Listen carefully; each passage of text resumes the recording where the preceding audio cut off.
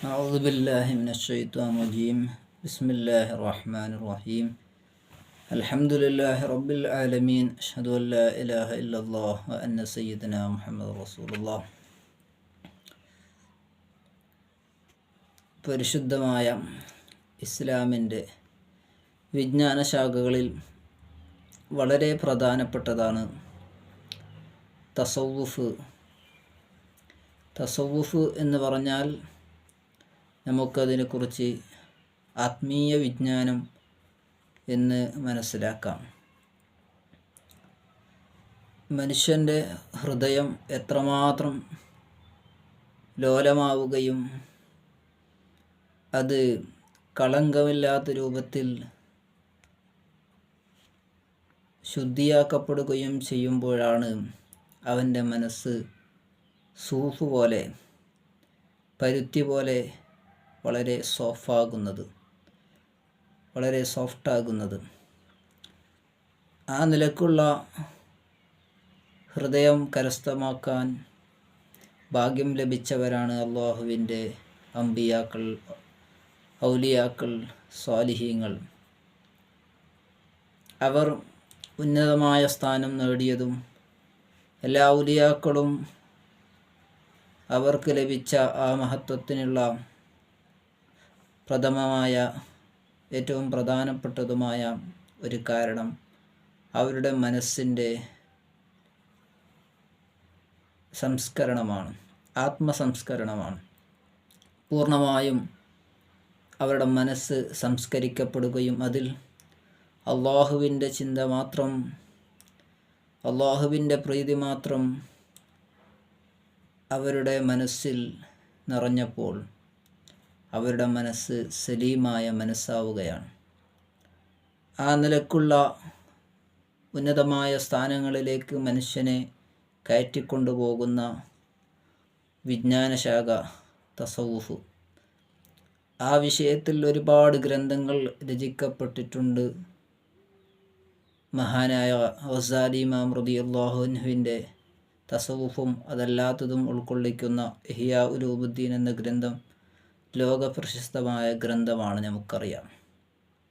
മഹാനായ കുശൈരി ഇമാമിൻ്റെ കുശൈരി എന്ന പേരിൽ അറിയപ്പെടുന്ന കിതാബ്, മഹാനായ ഇബ്നു അത്താഇല്ലാഹി സിക്കന്ദരി റളിയല്ലാഹു അൻഹുവിൻ്റെ ഹിക്കം എന്ന അറിയപ്പെടുന്ന കിതാബ്, ഇതെല്ലാം ആ മേഖലയിലുള്ള പ്രധാനപ്പെട്ട ഗ്രന്ഥങ്ങളാണ്.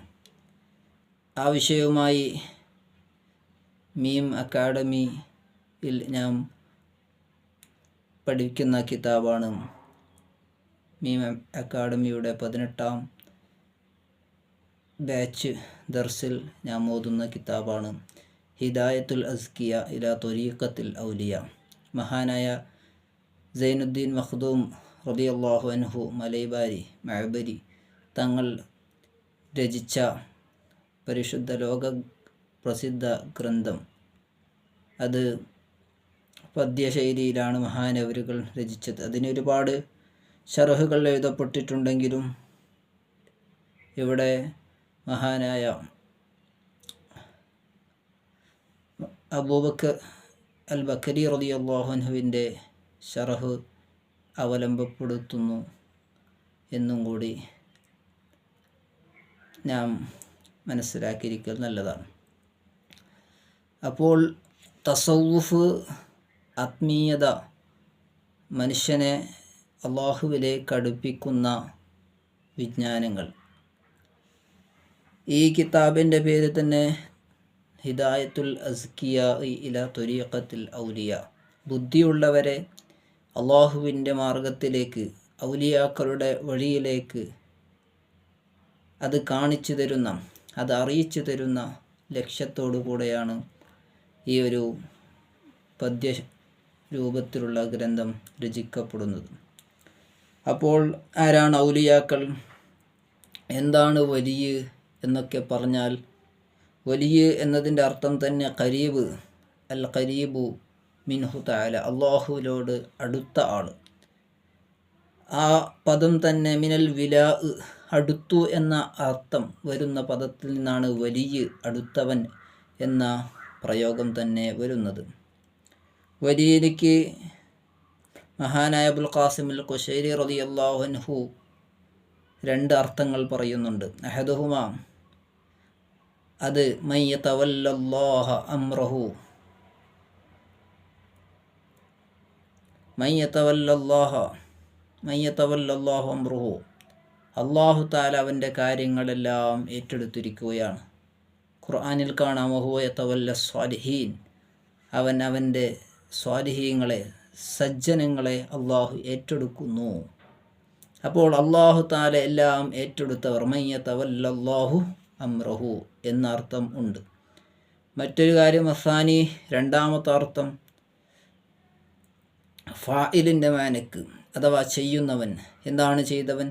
ഹുവല്ലദീ യതവല്ല ഇബാദത്തല്ലാഹി വതാഅതഹു, അള്ളാഹു തആലയോടുള്ള ഇബാദത്ത്, അള്ളാഹുവിനോടുള്ള പൂർണ്ണമായ കടപ്പാടുകൾ ഏറ്റെടുത്തുകൊണ്ട് വീട്ടുകയും അതനുസരിച്ച് ജീവിക്കുകയും ചെയ്യുന്ന വ്യക്തി അള്ളാഹുവിൻ്റെ എല്ലാ കാര്യങ്ങൾ ഏറ്റെടുത്തവൻ എന്ന അർത്ഥത്തിലും വലിയ എന്ന പദം പ്രയോഗിക്കപ്പെടാം.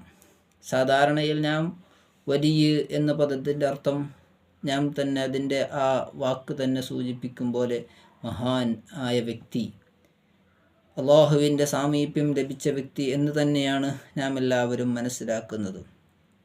ഏതർത്ഥത്തിലായാലും ഒരു വലിയ ആവണമെങ്കിൽ അദ്ദേഹത്തിന് ചില ഷർത്തുകളുണ്ട്. അയ്യക്കൂന മഹ്ഫൂദൻ, അദ്ദേഹം മഹ്ഫൂദായിരിക്കണം, അദ്ദേഹം തെറ്റുകളിൽ നിന്ന് സംരക്ഷിക്കപ്പെട്ടവൻ ആവണം, എങ്കിലേ അവൻ വലിയ എന്ന ദർജകളിലേക്ക് എത്തുകയുള്ളൂ. ഏതുപോലെ കമാ അന്ന മിൻ ഷർത്തിൻ നബി അയ്യക്കൂന മഅസൂമ, ഒരു നബിയാവണമെങ്കിൽ ആ നബിയിനിക്കുള്ളൊരു ഷർത്താണല്ലോ മഅസൂമാവണം, പാപസുരക്ഷിതനാവണം എന്നുള്ളത്. അതുപോലെ തന്നെ വലിയനുള്ള ഷർത്താണ് അദ്ദേഹം മഹ്ഫൂദാവണം എന്നുള്ളത്. അപ്പോൾ ഔലിയാക്കൾ മഹ്ഫൂദായിരിക്കും, അതുപോലെ തന്നെ അംബിയാക്കൾ അവർ മഅസൂമീങ്ങളായിരിക്കും. അങ്ങനെയുള്ള ഔലിയാക്കളുടെ മാർഗത്തെ നമുക്ക് ഈ കിതാബിലൂടെ പഠിക്കാൻ പറ്റും. നബി സല്ലല്ലാഹു അലൈഹി വസല്ലമ തങ്ങൾ പറഞ്ഞു, ഇന്ന മിൻ ഇബാദില്ലാഹി ഇബാദൻ, അള്ളാഹുവിൻ്റെ അടിമകളിൽ ചിലരുണ്ട്, യഗ്ബിതുഹുമുൽ അംബിയാ വശുഹദാ, അംബിയാക്കളും ശുഹദാക്കളും അവരുടെ ദറജ കണ്ട് ആഗ്രഹിച്ചു പോകുന്ന, എന്ന് പറഞ്ഞാൽ അത്രയും വലിയ സ്ഥാനമാണ്. അംബിയാക്കളുടെ അത്ര മഹത്വമുണ്ട് എന്നല്ല, മറിച്ച് അത്രയും വലിയ സ്ഥാനം അവർക്ക് കിട്ടുന്നു, കൊതിച്ചു പോകാൻ പറ്റും എന്ന രൂപത്തിലാണ് പറഞ്ഞത്. അപ്പോൾ ചോദിച്ചു, മൻഹും യാ റസൂലല്ലാഹ്, ആരാണ് നബിയെ ആ വിഭാഗം? ലഅല്ലനാ നുഹിബ്ബുഹും, നമുക്ക് അവരെ ഇഷ്ടപ്പെടണം നബിയെ.